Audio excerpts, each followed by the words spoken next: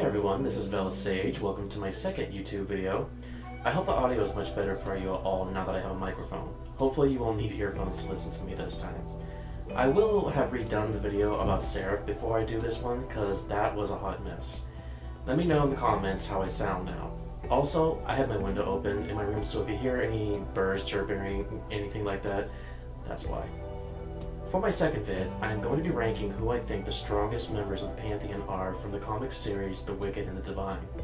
If you have not read this series, I highly recommend it, as it has plenty characters of color and wonderful LGBT representation. It was created by Kieran Gillen and Jamie McCleave, and ran from June 2014 to September 2019. A few things before we start. If you have not read the series, beware, there will be spoilers. I also will not be including the character Wooden, as he really wasn't a member of the group. Also, this is just my opinion, and I'm using what I have seen displayed in the comics. So starting from weakest to strongest, let's begin. At number 13, Mimir. Mimir is John Blake, son of Donald Blake, better known to readers as Wooden. Mimir was absent for the majority of the series, save for small cameos before he gained a bigger role near the end of the series. Mimir has a greatly enhanced intellect, allowing him to create several items used by the Pantheon to modify their powers, suits to give humans powers, and machines that could duplicate the power of a performance, as well as many others. Sadly, we never got to see John perform anything noteworthy, despite being, without a doubt, the smartest member of the Pantheon. His little screen time and lack of any signs of fighting skills put him at the bottom of the list. At number 12 is Tara. It is never revealed which deity she is supposed to represent, as she had not been listening when Anaki activated her godhood. She herself proposed a few possibilities, but nothing was ever confirmed. Tara has had a few appearances in the series, and was mostly mentioned on occasion. The only feat of power we see from her is at the end of the series, when she was able to transform into a giant energy version of herself to fight.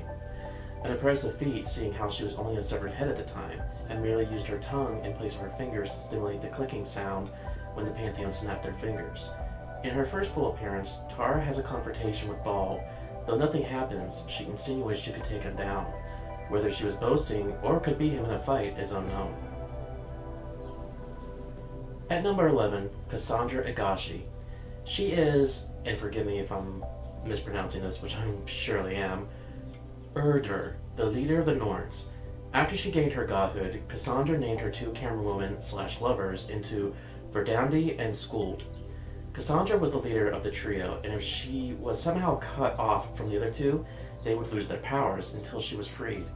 We saw something similar with the previous generation, who had a group of Norns, only they were an all-male group. Cassandra and the others had the power of divination. However, the results of their divinations required they ask the right questions.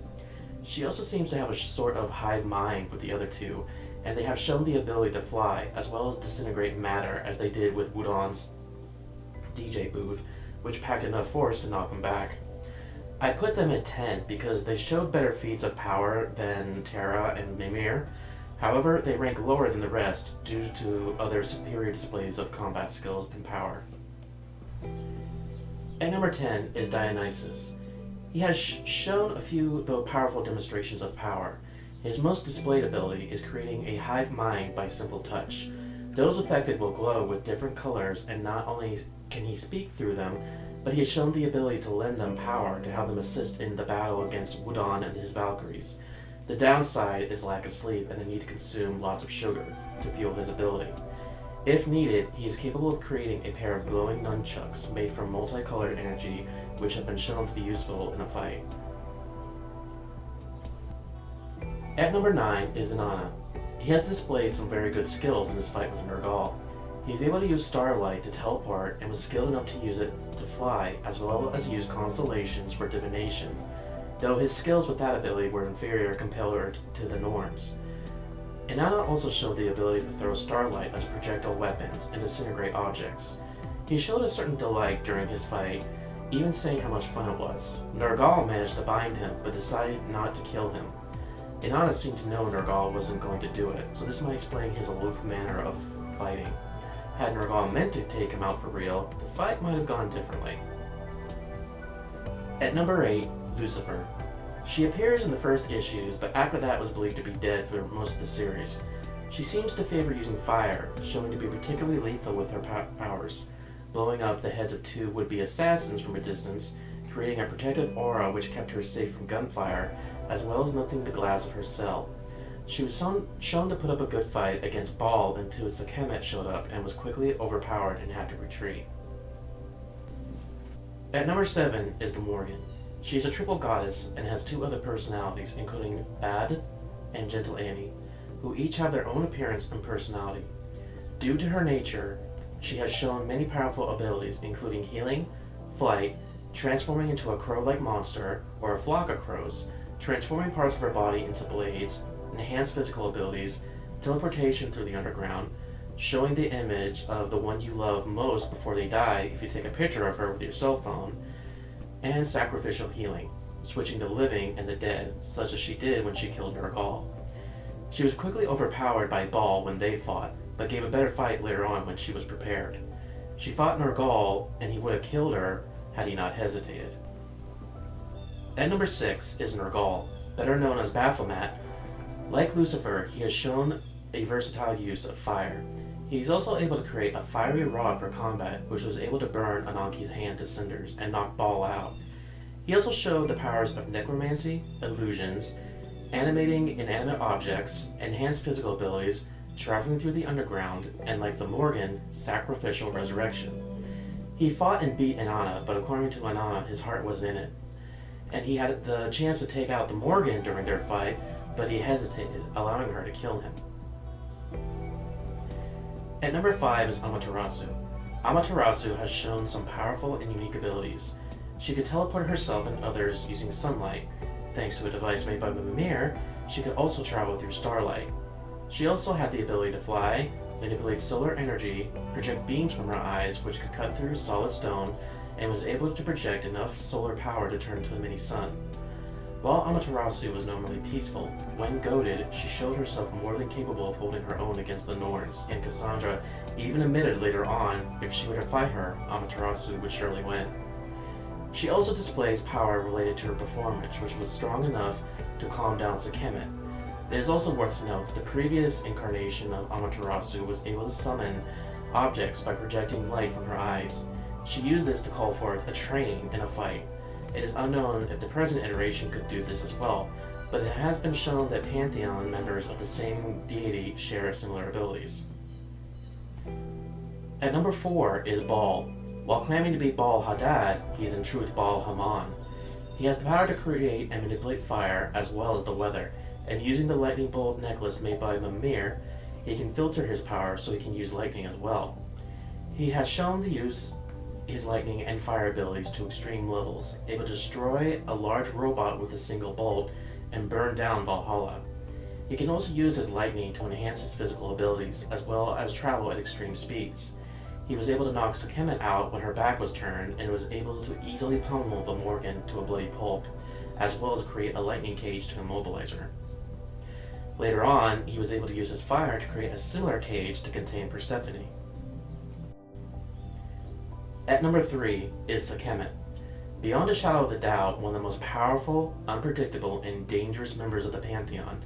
While she didn't have any flashy abilities like some of the other members, she did show a form of pyrokinesis during her fight with Lucifer, as fire and smoke was seen coming out of her eyes and mouth.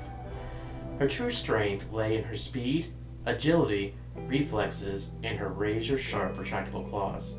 While Baal boasts of being the best fighter, Skemet scoffs at this. Though he did knock her out, is when she at least expected it. She was able to quickly subdue several members of the Pantheon, and in her final appearance in the series, her speed was enough to make short work of Baal, as well as rip Amaterasu's throat out before she even realized what had happened. The other members of the Pantheon fear her to such a level that they encourage her alcoholism to keep her pacified and docile. At number 2 is, ironically enough, Anaki and Minerva. I chose to have them share the number 2 spot, as they are actually the same being, with Minerva using the heads of 4 of the Pantheon members in every generation to absorb the memories of Anaki, and repeat the process for every new generation. Anaki is thousands of years old, and created the ritual of immortality using a corrupted version of her sister's work. However, her sister, being the original creator, was able to set certain rules that Anaki had to follow in order to keep the cycle going.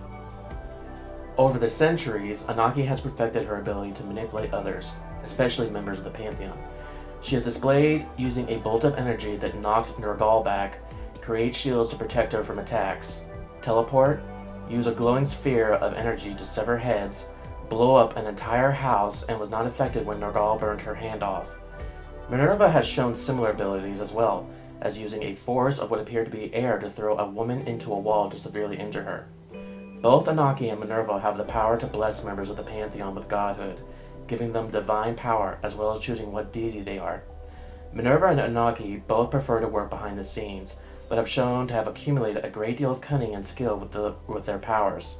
A side effect of the ritual, however, is the loss of their ability to use their performance. And should any of the rules be broken, the cycle will end, and they will no longer be immortal. And finally, at number 1 is Laura Wilson. It took me a while to choose between putting her in the number 1 or the number 2 spot, but I gave Laura the number 1 spot for several reasons. Weeks after becoming Persephone, Laura showed an impressive amount of skill with her powers, being able to summon vines from the earth to entangle or impale her opponents, or use them as whips, even going so far as to create a massive plant monster. Her vines were shown to be strong enough to break through walls and pierce flesh. She was able to travel through the underground and show past events to someone or a group of people, and was able to survive without a scratch after she purposely ran her motorcycle into a wall, causing it to explode. What's more impressive is she was able to use her performance on Cassandra. Her power has stated to be unusually strong, and she's the only known Pantheon member in the whole series to give up her divine nature, though she still retained some of her abilities in a diminished form and required weeks of practice to figure it out. She was still able to manipulate fire to cause small explosions, show past events, and use her performance to hypnotize small groups of people. While the other members of the Pantheon were able to accomplish this in their later years, it was Laura who was finally able to break Anaki's cycle by convincing the other members of the Pantheon to relinquish their divinity and rob Minerva of her powers. And that's it for today's video. If you guys agree or disagree, please let me know down in the comments. Once again, I highly recommend this series to you as it has a great representation, a good story, and wonderful art. If you like this video, please subscribe and click the alert button. This is Veles-Sage. Peace and blessings to you all.